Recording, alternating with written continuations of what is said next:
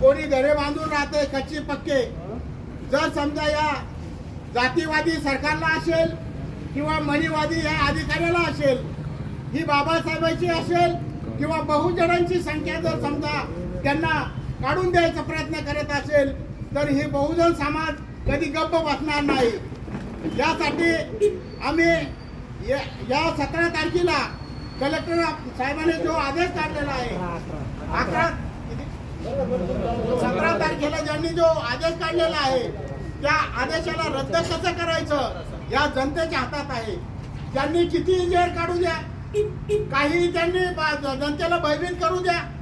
गायरान जमीन ही आमच्या हक्काची आहे, कुणाच्या बापाची नाही। परमपूज्य बोधिसत्व डॉक्टर बाबासाहेब आंबेडकरांनी आम्हाला राज्यघटनेच्या माध्यमातून अधिकार दिलेला आहे।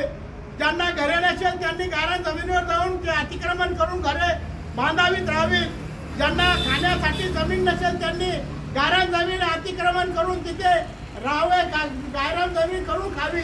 ही राज्यघटनेमध्ये तरतूद असतानाही हे मनुवादी सरकार केंद्र शासनापासून तर महाराष्ट्र शासनापर्यंत, मग त्याच्यात आमदार असेल खासदार असेल हे सगळे इन्व्हॉल्व झालेले आहे।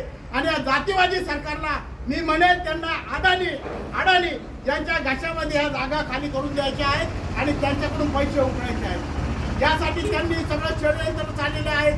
मग अधिकाऱ्याला पुढे करतात, आमदार खासदार मंत्री त्यांच्या पाठीमागे राहतात, त्यांच्याकडून खूप मोठे गबाळ घेतात। अरे हे थांबवा, कुठपर्यंत तुम्ही चालणार? आणि ही जनता रस्त्यावर जर उतरली, अधिकारी असेल आमदार खासदार असेल त्यांना पडता भुईतुडी होईल।